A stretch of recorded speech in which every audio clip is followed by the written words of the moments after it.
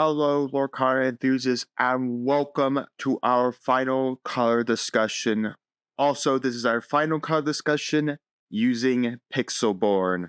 As of the recording of this video, Pixelborn will be going down to officially no longer support Lorcana. Sad, but we are here not to discuss the sadness of losing Pixelborn. We are here to discuss cards. So first up, we got Aladdin.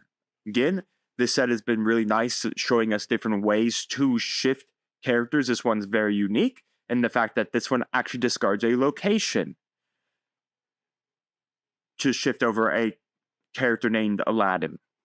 Whenever this character quests, you may banish chosen item. I really do like that, especially because we just saw Sapphire really go into this like really heavy strategy of using items. So having another steel card that removes item is really nice, not mentioning one that has the ability to do it on a questing.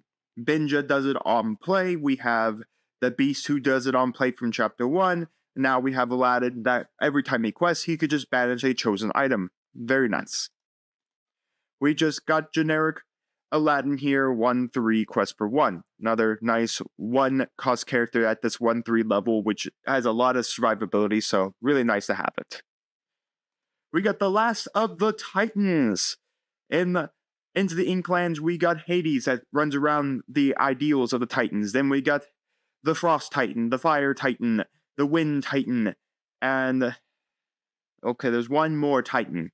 We got 2 in Amethyst, 2 in Steel, and the Lightning Titan. So anyways, it's really nice to see we finally got the last Titan. So we got the Cyclops here. He's 4/1. He's not overly strong like in the Will, but it's nice to have the final Titan for the entirety of the collection, so we can facilitate a little bit more of that Titan tribal deck. The problem is right now the Titans aren't really all that strong and all that great. If we could probably see some more support around them, I think we could really build a tribal deck together and really have use for that Steel Hades that really facilitates the deck. We got Ariel. When you play a song, you may draw a card, then choose and discard a card. Just a very strong card for song control. Song control did get some very good cards in the Amber and in this Steel section that will really support it. So song control is going nowhere, in my opinion. It's just very strong. So another really good card here. Again, drawing an additional card and discarding a card. While this card is not always great, because we don't really have much for recursion from the banish zone, I still like the fact that we can at least draw another card and at least facilitate to see more cards in our hand. Now this Ariel I really do like. So she's a shift 4 over any character named Ariel, and whenever you play a song, you may pay 2 to deal 3 damage to chosen character.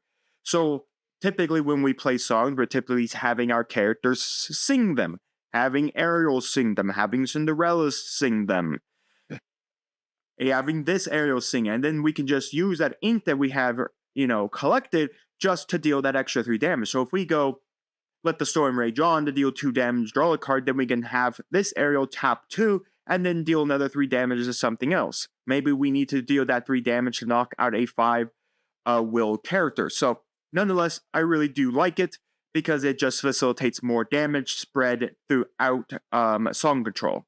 Not mentioning she's a 3/8, so she's got a pretty big will on her, so she's going to be a lot harder to remove off any battlefields. So having her sing a lot of cards like grab your swords and stuff like that is going to be impactful. The fact that because it's going to be kind of hard to remove her, so I love her. We got the Beast. Steel is really good right now, showing us this resist archetypal keyword. So another character with resist is pretty nice. I think it's really cool. I think we could get some more characters with resist and do stuff like that. We got Chiu. While this character has no damage, it gets +2 lore. Pretty really neat. I think if you can give it like a constant resist engine where it constantly has resist on it, so it constantly can always be questing at 3, it's pretty nice. Otherwise, it's okay. I mean, it doesn't deal in damage. It only has 5 will. I mean, you could also put it into a heal strategy so that you constantly heal it. So even if it does take damage, you heal it, get back that lore count to 3, so you constantly are questing for 3, but I could also see putting it into a strategy where you're giving it resist, putting in the sapphire with the 𝐂𝐍𝐉𝐻 to give it resist, having other characters give it resist, so nonetheless, not bad. Also, I could see you putting into a bodyguard strategy, especially with the new musketeer stuff, doing Amber Steel bodyguard strategy, using up some of that new musketeer strategy stuff we saw from Amber. You can also put it in there because then you have all the bodyguards guarding it. So that way your opponent could only challenge the bodyguards first and have to remove the bodyguards before they could challenge this.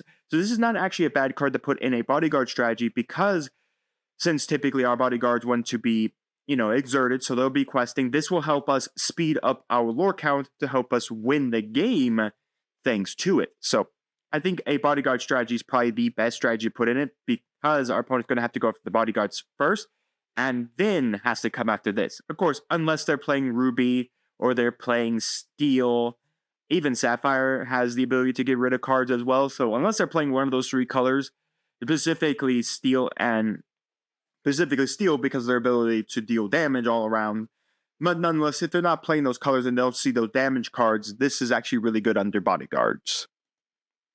We got Qingpo. I like that fact in this set, we got a lot more of the Mulan characters. Like, we've had Mulan. I think we've had Mulan, and then we got her boyfriend or her husband, if you watch the direct-to-DVD version of Mulan. So it's nice to see we're getting more of the characters now from the movie, and Qingpo is just a bodyguard.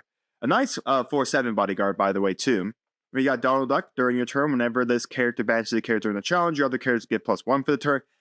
A really nice card. We saw that with Mulan from Chapter 1 when we were discussing Sapphire, where she banishes a character in the challenge. All your other characters get +1. This is also really nice as well. I mean, again, it's also another pirate, so pirate tribal is becoming more and more prevalent because we are getting some good pirate cards now in the game. So pirate tribal is now really becoming prevalent as well.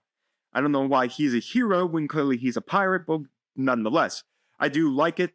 Well, I think that it's niche because, again, it matters on what strategy you're playing and all of that. Still, giving it +1 to everything on your board isn't bad, especially if you could put it in bodyguard, giving all your bodyguards an additional lore, so it makes more sense for them to be all questy. So you could put them all in that, all of them in exerted form, so they all can be, of course, bodyguarding everything. So, nonetheless, I think it's neat. We just need to see some more strategy that could synergize around this ability, much like the Mulan from Chapter 1 really didn't do much because there really wasn't a lot of synergy. But I think if you put it into like a Steel Ruby archetype and with Ruby's ability to withstand a lot of guys and then they can't quest for the turn, I think that doesn't bad because if he survives one swing and then is able to swing and die in another swing, he still triggers because he did banish a character in a challenge, so we good 2 lore there. That was way people played Mulan in Chapter 1, is that they would restand her via the effects where she can't quest, and then just have her swing face again. It's Hercules. He's a bodyguard, and he's got resist 1. I like it. He's a 6/5 at 6 quest for 2. Lei Fu. During your turn, you may play this character for free if opposing character was banished in a challenge this turn.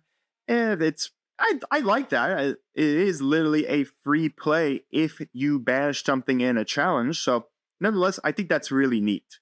Really cool that we're seeing kind of synergies of way of playing stuff out kind of for free here by doing do X to get Y. So it's really nice to see that we can play him for free if we banish something. So it does push the idea of, everything, but it is not mattering how you banish.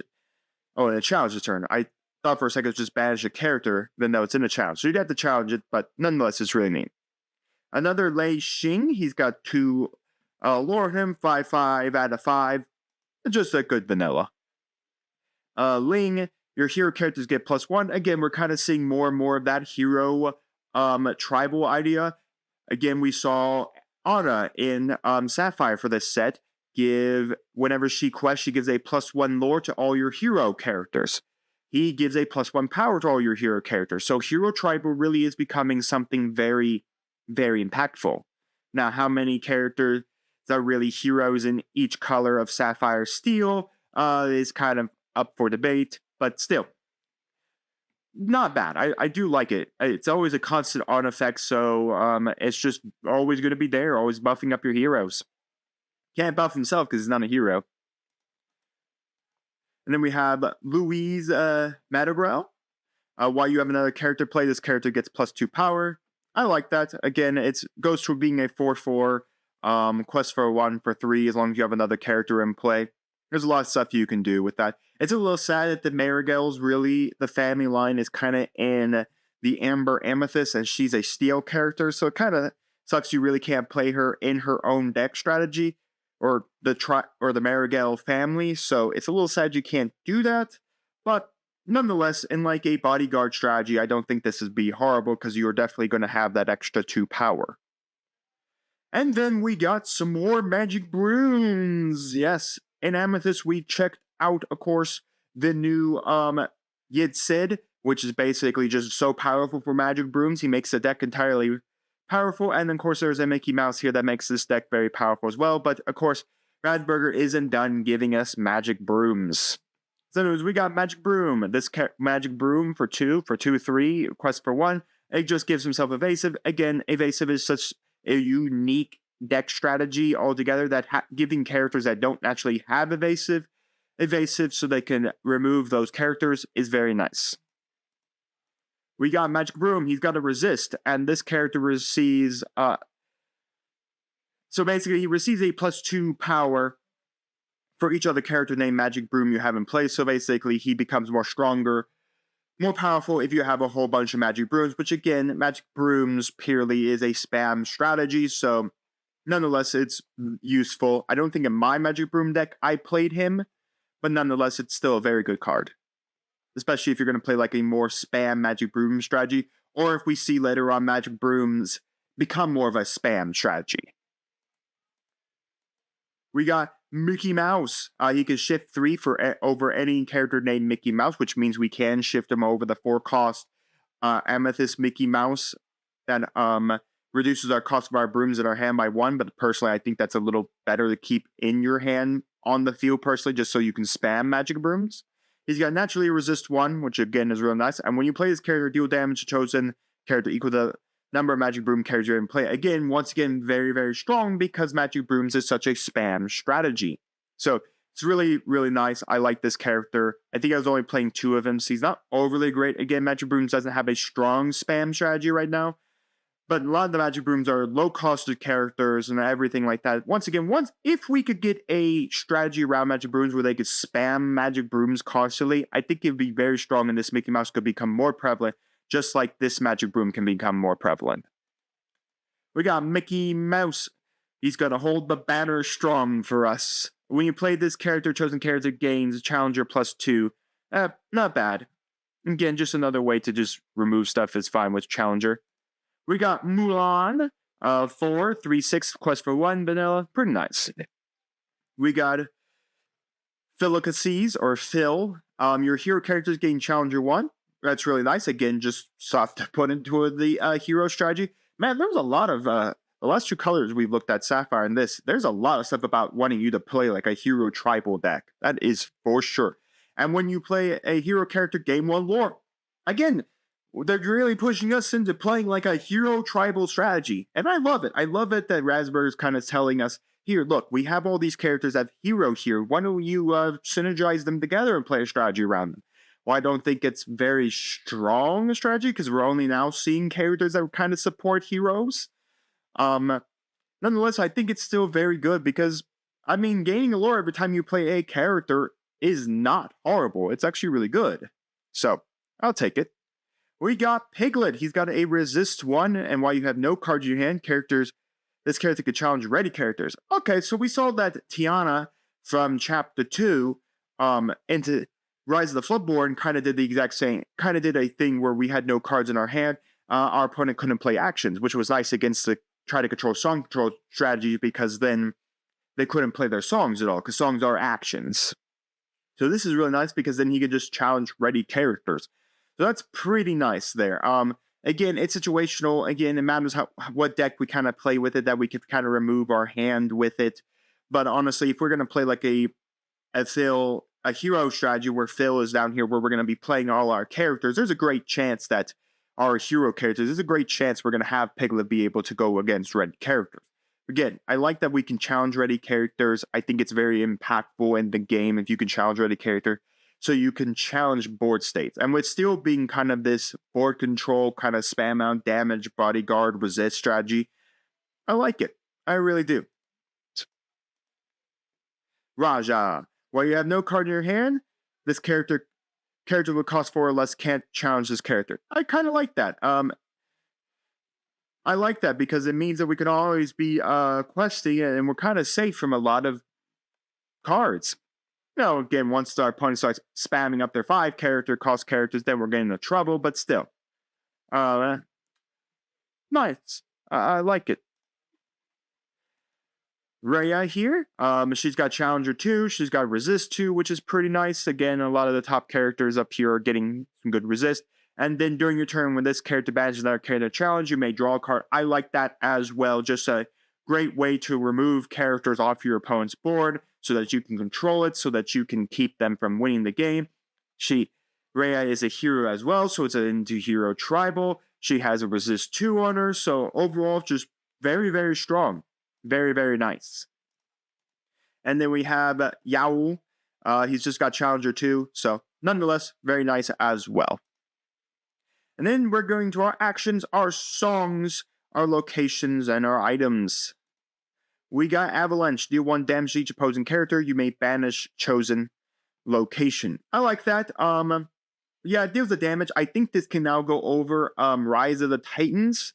Rise of the Titans does get rid of locations or items, but this has now just the caveat of the fact that we can actually now deal a single damage to everybody. Rise of the Titans is 1 cheaper than Avalanche, but Avalanche does have the extra added bonus of the fact that we do get to deal a damage to each opposing character. So for Steel, that's really, really strong. Now, if they have a natural resist under them, or they're being given resist by like Cogsworth, this isn't great, and that would probably be at the point where if we have like side decking options, we would swap this out probably for like Rise of the Titans, so we could still at least remove locations without having to like bash into them with our characters. But nonetheless, I like it because it does deal a damage. Now, mind you, Rise of the Titan is also inkable, where this is not inkable, so it's a trade-off where I think this is a little better than Rise of the Titans, just because I get to deal that 1 damage to a lot of things. But honestly, Rise of Titans is also very good because it's inkable, it is at 3, and also banishes items, not just locations. They break in half like I want. Again, it's a 4-cost song, so our singer 4s or singer more can sing it for free, and then we just banish all items. Very strong. Again, if we start seeing more item spamming decks come around, then this will definitely start seeing a lot of prevalence. Right now, like Sapphire being the only deck that really like cares about a lot of items, that's really about it.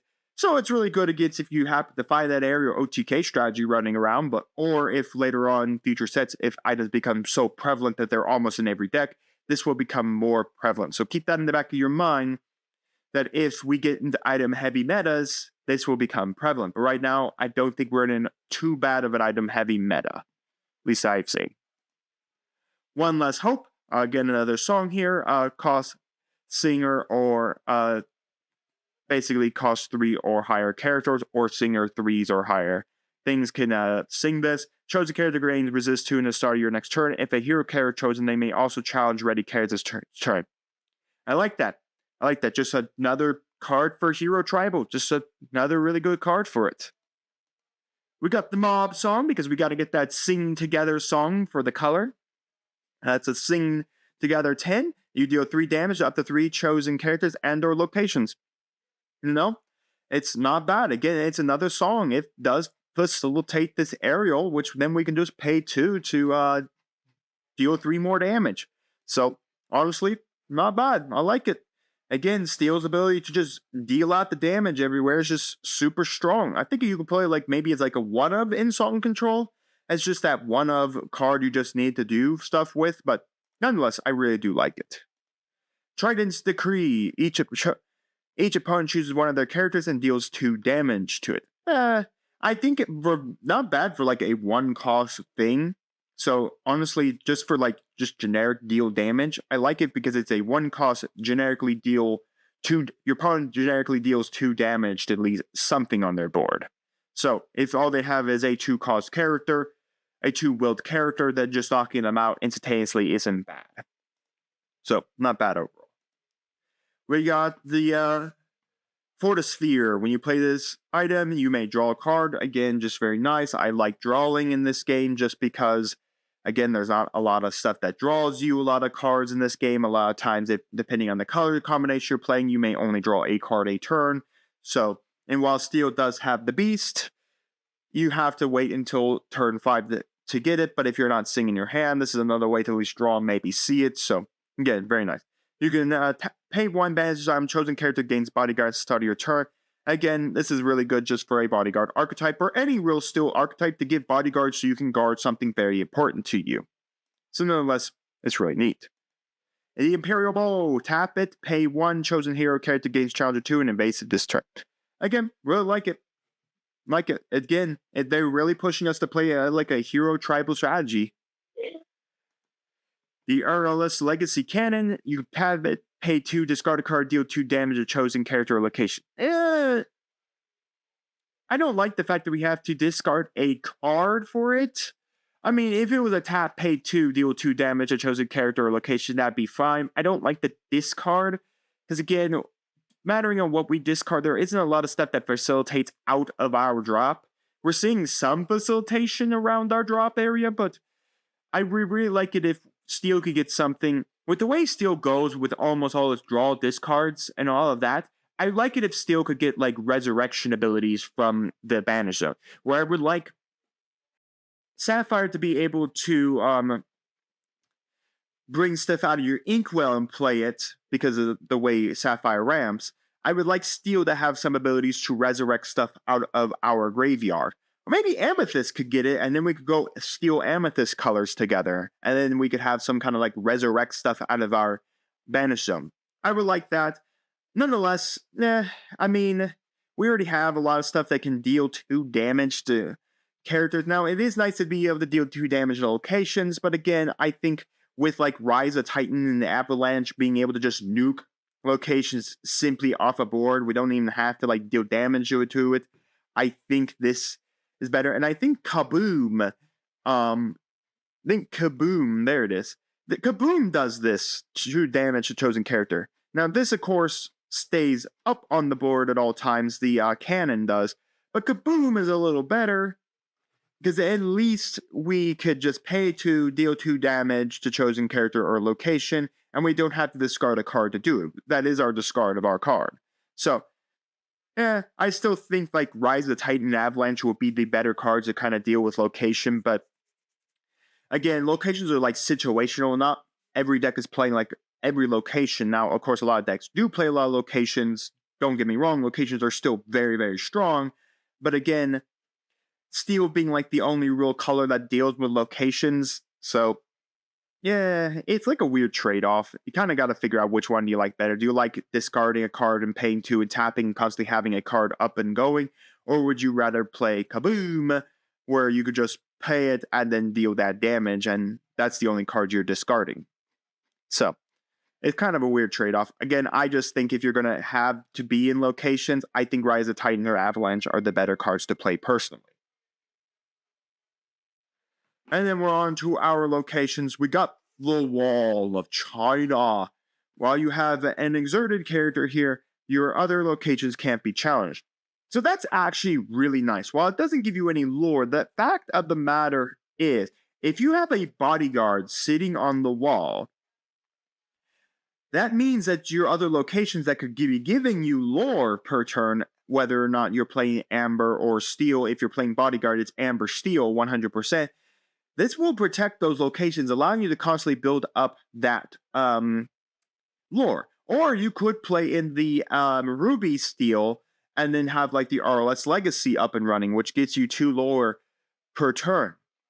And it has a really good effect as well with all the characters sitting there. So I like that we do have a way to like guard locations, because typically bodyguards protect bodyguards protect opposing character who challenges one of your characters must challenge one of your bodyguards. Bodyguards do not protect locations, so I like that there is a location that protects locations. So it's really nice. So again, our opponent has to challenge the wall, but still having like a bodyguard here that naturally wants to be exerted is not horrible. And then we got Thebes. During your turn, whenever a character banishes another character in a challenge here, gain 2 lore. That's really nice. Again, if we can build around strategies of just going after battles and challenging characters or removing them, I think this location is pretty neat. Again, I bet if you put it in like a 𝐒𝐓𝐃𝐘, Queen of Hearts, Ruby strategy with this steel strategy where you're just trying to smash in face, then that makes 100% because then you could just put a bunch of guys here, go smash in face, use 𝐒𝐓𝐃𝐘s to gain lore, use Queen of Hearts to draw, and then use this location to gain 2 lore. So, nonetheless, it is really good. So overall, steel is a control color as we've seen it, is being able to dish out damage. It's got good songs to do control with. It's got a good couple of locations. It's got more ways to kind of remove items altogether, to remove locations altogether. We got some more hero tribal support. We got some more damaging support. We got a couple more bodyguards. I mean, overall, this is another really good color. It's just continues down the line of being steel, just being a very good, just dishing out damage color, and it's now getting some really good resist cards as well. So overall, steel is just another good control color overall. But I want you to let me know down in the comments your thoughts on the steel color from Ursula's return. What strategies have you come up with? What cards are you using from steel to buff out existing strategies like, of course, song control, bodyguard, anything like that? What do you think is the best card that came out of Ursula's return for steel? And let me know overall, what did you think about Ursula's return? What was meta warping? Did you think it once again has the power creep problem? I didn't find as much power creep. There are a couple of cards that are power creeping cards that power crept on over the into the Inklands, but overall I didn't think everything was like a jump and power creep. We'll have to see as they continue to add in new ways to play the game, with, of course, like Into the Inklands showing us locations, and locations got really broken. Some of the locations were extremely broken on release day. And of course, I don't think we had an overall, like, overly broken cards, while some of the legendaries are definitely high and powerful and very, very strong. I don't feel we had, like, this big jump in power creep like we did from Chapter 1 to Chapter 2, and Chapter 2 to Chapter 3, or at least a increase in power creep from Chapter 3 because of the fact that we had locations. But yeah, let me know your overall thoughts of Ursula's return. What color do you think got the best amount of cards? What color do you think got the worst amount of cards? What color came out the best, and all of that? And while you're coming, do make sure to like the video, subscribe to the channel, and ring the bell so you know if my videos go live for you. And we'll see you here next time on Mama Dragon's TCG.